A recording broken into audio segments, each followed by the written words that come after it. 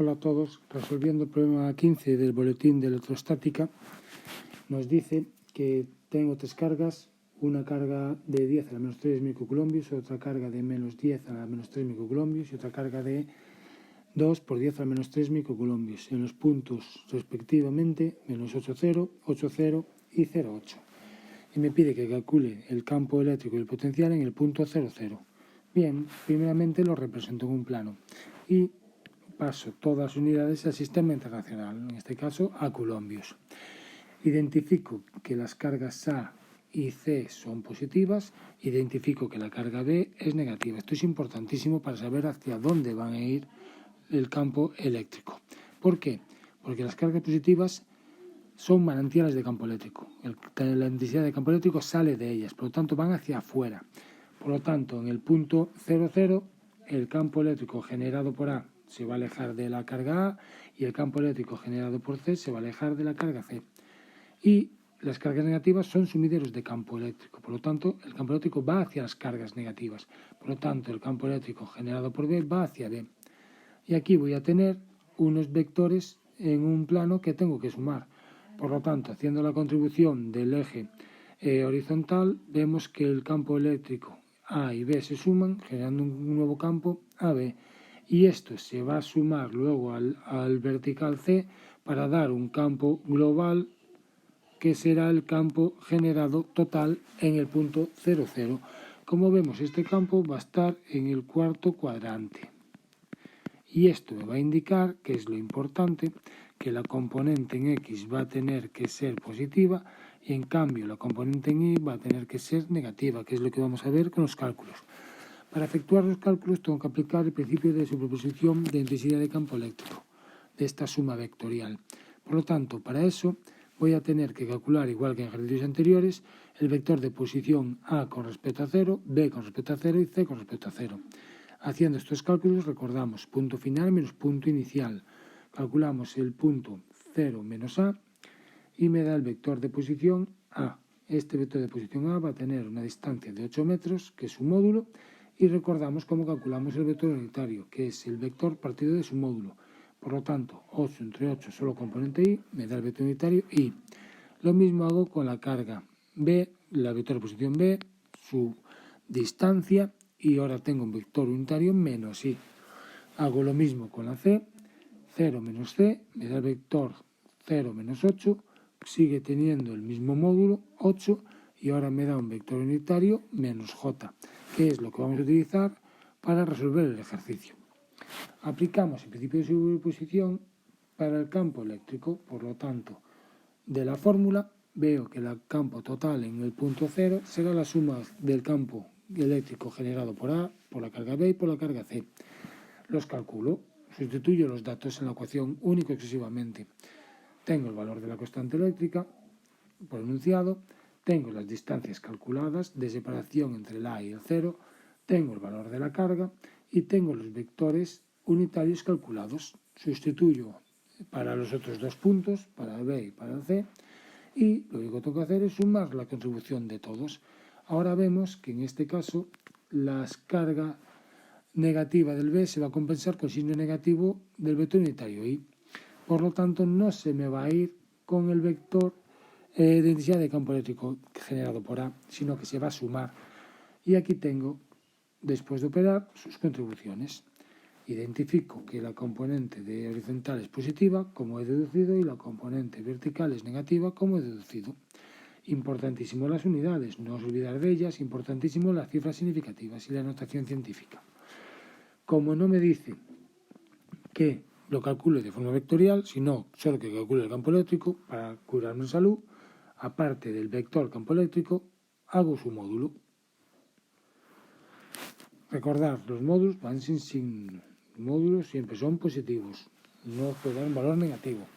Para calcular el potencial en el 0,0, lo que tengo que hacer es utilizar la ecuación del potencial, que es la constante eléctrica por la carga a partir de la distancia.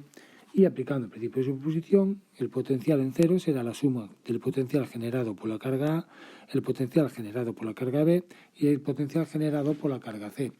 Por lo tanto, sustituyendo los valores de cargas y distancias que tengo, calculados anteriormente, obtengo un potencial total en cero de 2,25 voltios. Importante las unidades y la notación científica y sobre todo las cifras indicativas. Como veis, siempre estoy conservando 3 cifras significativas en todos los resultados. Si vamos con la parte nueva que no vimos en otros ejercicios, el apartado B nos pide la energía electrostática que hay en este sistema. Muy bien. Entonces, como es un sistema de cargas electrostáticas estáticas, quiere decir cargas que no se mueven, toda la energía va a pertenecer a la energía potencial de cada par de cargas electrostáticas, suponiendo que todas son puntuales y no tienen masa, que es importante. Por lo tanto, esta energía electrostática va a ser la energía potencial total de todo el sistema. Y la energía potencial de todo un sistema se calcula como la suma de todos los pares de cargas que se puedan formar. En este caso, tengo 3 cargas, puedo formar 3 pares. El par AB, el par AC y el par BC, ya que como vemos el par CB es igual al mismo que el par BC, el par CA es el mismo que el par AC y así con todos los pares.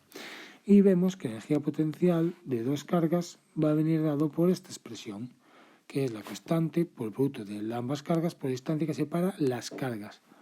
Por lo tanto, si vemos la representación gráfica, vemos que la carga A y B están separados 8 metros del punto cero.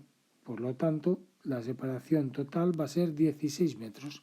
Y para ver las separaciones que hay entre la carga C y la separación que hay entre la carga B, tengo que aplicar Pitágoras. Tengo un cateto 8 metros y el otro cateto con 8 metros. Por lo tanto, calculo la hipotenusa como la raíz cuadrada de 8 al cuadrado más 8 al cuadrado. Una vez que tengo ese análisis, sustituyo los valores. La energía potencial total va a ser la energía potencial de AC, que es esta. Aquí tengo la carga A y la carga B, y la distancia que separa B. Luego la energía potencial AC, la carga del A, la carga del C y la distancia que nos separa. Y la BC, la carga de B, la carga de C y la distancia que los vuelve a separar. Cojo la calculadora y obtenemos el resultado, 5,63 por 10 a la menos 10 julios. Y por último me dice que justifique que el campo electrostático es conservativo. Bien, esto es bien fácil, es lo que vimos en teoría. Primero, un campo es conservativo siempre y cuando lo constituyen fuerzas conservativas.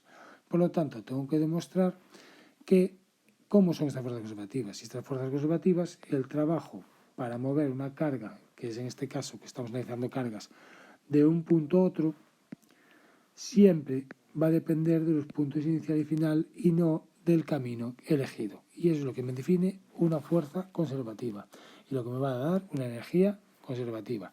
Entonces, tengo que demostrar este trabajo. El trabajo es la fuerza por desplazamiento en forma integral.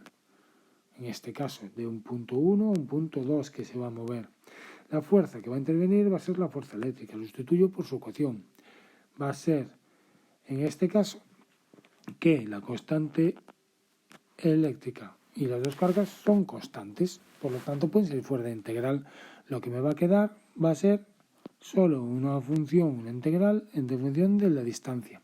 Y aquí analizo para transformar estos dos vectores a escalares, tengo que ver el producto escalar. Por lo tanto, lo primero que tengo que ver es que los vectores unitarios y el vector desplazamiento son paralelos, ya que los dos son radiales, como vimos en teoría. Por lo tanto, si hago el producto escalar, será el módulo de uno por el módulo de otro por el coseno del ángulo que forman.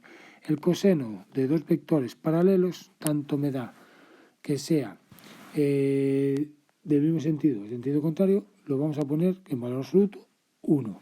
Y como es un vector unitario, el módulo de todo vector unitario es 1. Por lo tanto, como vemos, solo voy a tener contribución de dr, que es la que me va a aparecer aquí. Por lo tanto, integrando la integral de la inversa de algo al cuadrado, lo subo para arriba con menos 2 en este caso, desarrollo los factores de integración y obtengo este resultado. Por lo tanto, como es una integral definida entre el punto 1 y 2, lo desarrollo y me va a quedar esta expresión.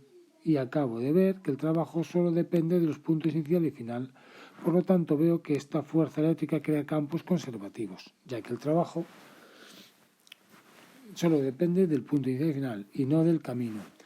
Siempre que se cumple esto, que el trabajo solo depende del punto inicial y final y no del camino, lo que me describe una fuerza conservativa, siempre se puede definir, ¿vale?, para estos casos, una función escalar, que es lo que se llama el potencial, solo para las fuerzas conservativas.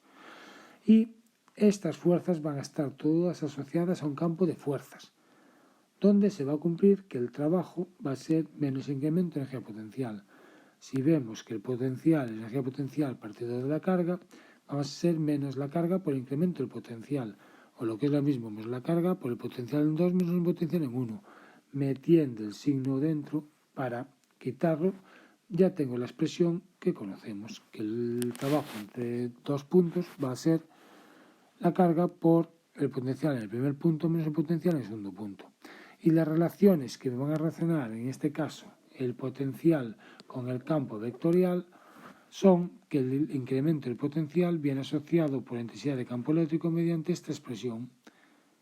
Y, por lo tanto, el campo eléctrico es menos el gradiente de potenciales. Vemos que la fuerza eléctrica es igual a la carga potencial de campo eléctrico y que el potencial es la energía potencial partido de la carga. Con estas dos expresiones podemos comprobar con la de arriba que la fuerza también deriva de un potencial, que es lo que queríamos demostrar, que la fuerza es igual a menos el gradiente de potenciales.